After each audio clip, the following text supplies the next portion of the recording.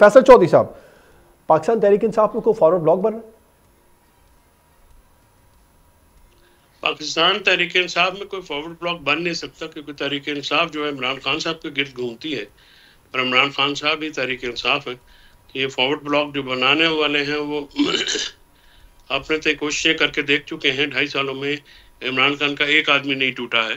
तो ये एक रोज़ाना एक नई बहस शुरू होती है जिसका कोई वजूद नहीं है।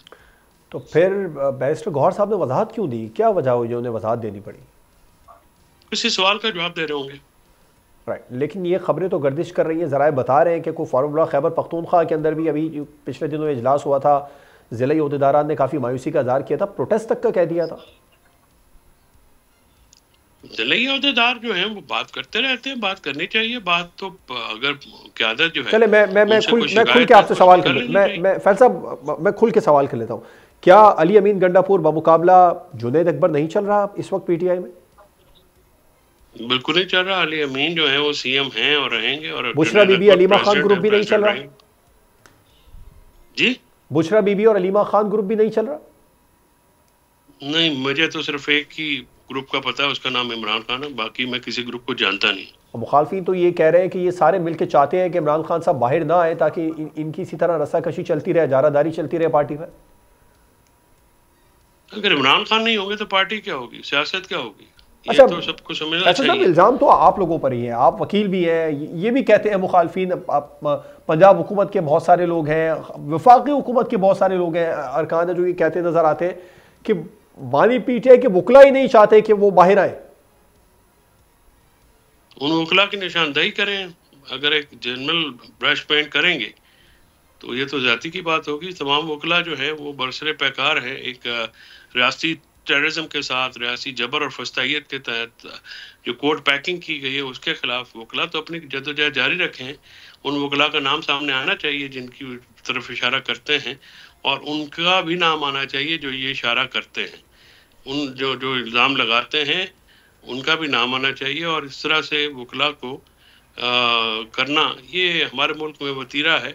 तो क्या वजह है कि आप अच्छा ये जो झगड़ा है इस पर भी खबरें आपने, मैं वैसे आपसे सवाल करना चाह रहा था कि क्या वजह अब तक वो बाहर नहीं आ सके, लेकिन आपने कहा कि झगड़ा खत्म हो जाए तो सारे मामला सेट हो जाएंगे। तो उस हवाले से भी जो डिस्कशन चल रही है, बैकडोर बातचीत चल रही है आप लोगों की। जुनैद अकबर साहब ने इसको तस्लीम भी किया, उन्होंने कहा कि बिल्कुल ये हमारे दुश्मन नहीं है, हमारी बात हो रही है।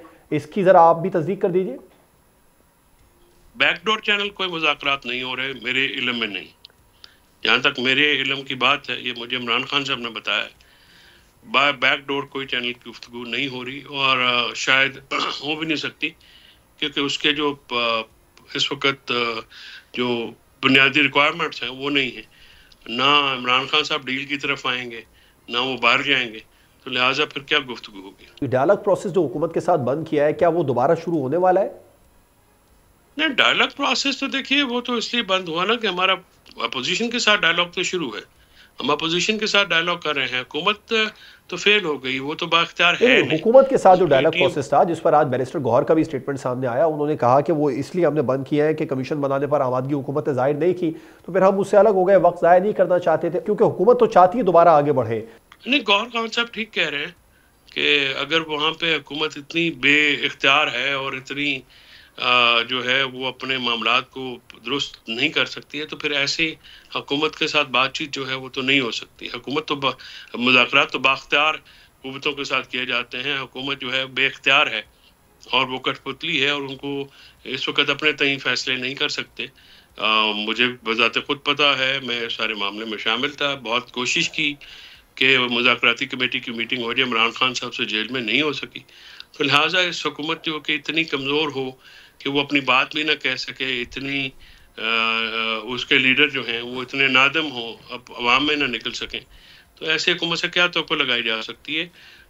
जिस दिन मैंने अर्ज़ किया कि झगड़ा जिन दो अफ्रीकान के दरमियान है, उसमें से अवाम में तो निकल रहे। देख फैसला, आपने कहा अवाम में नहीं निकल सकते, हमने देखा शहबाज शरीफ साहब ने जलसे किए, मरीम साहबा जलसे कर रही हैं, अवाम में है तो जलसे कर रहे हैं ना।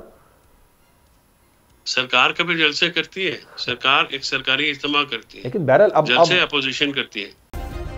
सब्सक्राइब करें और बेल दबाएं ताकि कोई खबर रह न जाए।